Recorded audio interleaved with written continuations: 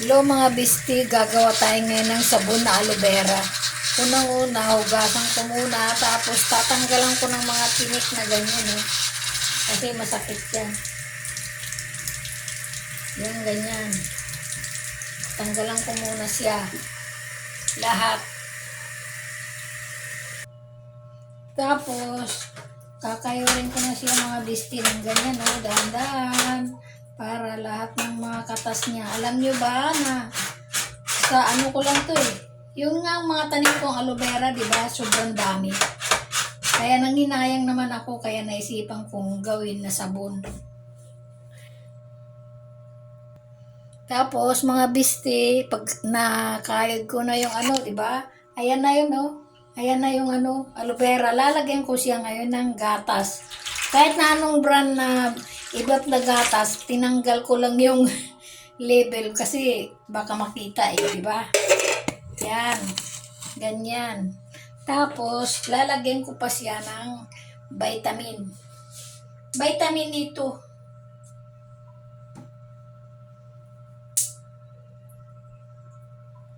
Paano? Para lalong gumanda ang kutis mo. Maganda to sa mga bata. Pangalis din ng kati-kati, lahat-lahat na. Yan, imimix mo yan. Ganyan. Yan yung aloe vera at gatas, saka yung capsule na vitamin. Tapos, nagkanaw naman ako ng isang kutsarang asin. Nilagyan ko ng konting pangkulay para magkulay sabon aloe vera talaga. At ito naman mga bes, yung yung pang base coat niya. Na-order yan sa mga online. Alam nyo na kung saan yun. Ayan siya whitening ang in-order ko. Ayan. Ayan whitening for aloe vera. Para pampaputi na rin. Basta hiwa-hiwain siya ng maliliit na ganyan. Mamaya makikita nyo ang procedure niyan. Hihiwain ko muna.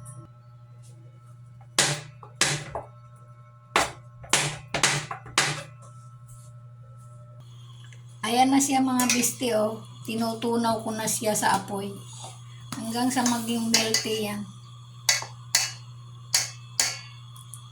Yan, ganyan. Ayan mga bisti Ano lang dahan-dahan lang ang apoy niyan. Ang ko niyan, 500 grams lang yung ko, pang soap base. 500 grams lang yan. Tsaka kailangan dahan-dahan lang ang apoy. Ayan, ilalagay ko ng aloe vera kasi na siya. Tunaw na siya. Ganyan. Parang ang sarap-sarap Parang salad no? May gatas kasi. Ayan.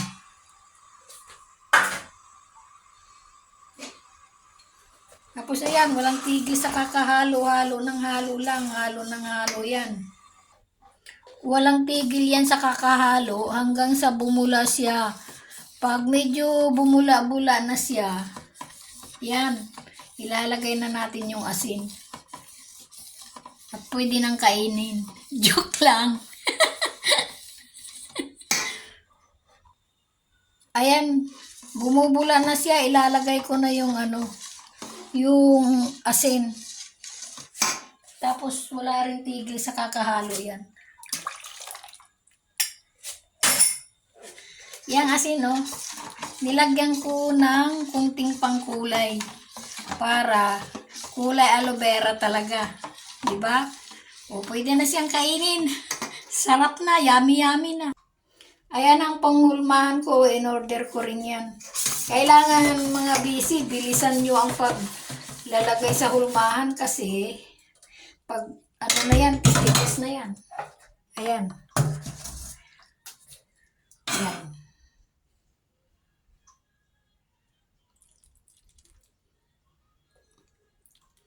Maliliit ang tungulmahan ko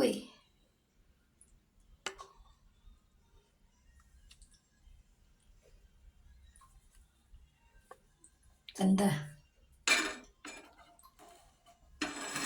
Di bali yung umaapaw na yan, matatanggal din yan.